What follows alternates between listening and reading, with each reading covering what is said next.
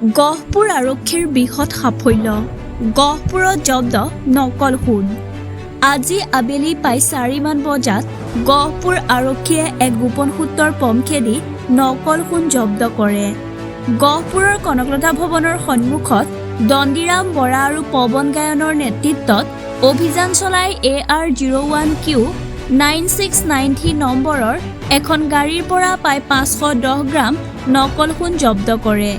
তথ্য অনুসৰি লখিমপুৰ জিলাৰ সোণাপুৰৰ পৰা গহপুৰলৈ মুস্তাফা আহমেদ আৰু হজৰত আলীয়ে বিক্ৰী কৰিবলৈ লৈ আহোঁতে আৰক্ষীৰ হাতত ধৰা পৰে। উক্ত গাড়ীখন প্ৰায় 50,000 টকাৰ ভাড়াত লৈ আহে বুলি জানিবলৈ দিয়ে। এই সন্দৰ্ভত আমাৰ হাতত ভাষ্য আছে, আপোনালোকলৈ আগবঢ়াইছোঁ।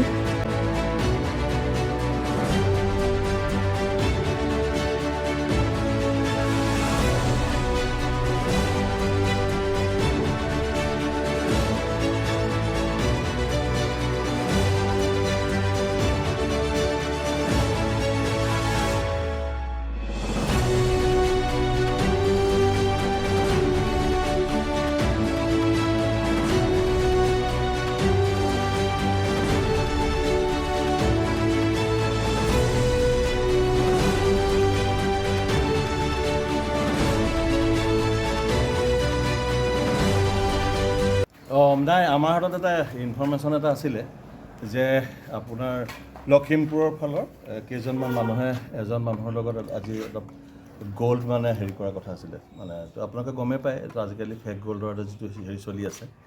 তাৰপিছত আমি কমপ্লেইনটো পাই লগে লগে আমি সেইটো ট্ৰেক কৰি আছিলোঁ আৰু ট্ৰেক কৰাৰ পাছত আজি আমি দুজন লোকক কৰায়ত্ব কৰিবলৈ সক্ষম হওঁ আৰু সেই দুজন যিখন গাড়ী লৈ আহিছিলে আৰু সেই গাড়ীখন আমি লগে লগে আমি তাতে স্পট পিঅ'তে আমি চাৰ্চ কৰিলোঁ আৰু চাৰ্চ কৰাৰ পিছত ছাছপেক্টেডটো মানে ফেক গ'ল্ড আৰু আমি সেইটো ওজন আছিলে আপোনাৰ 510 গ্ৰাম, মানে আধা কিলোতকৈ অলপ বেছি।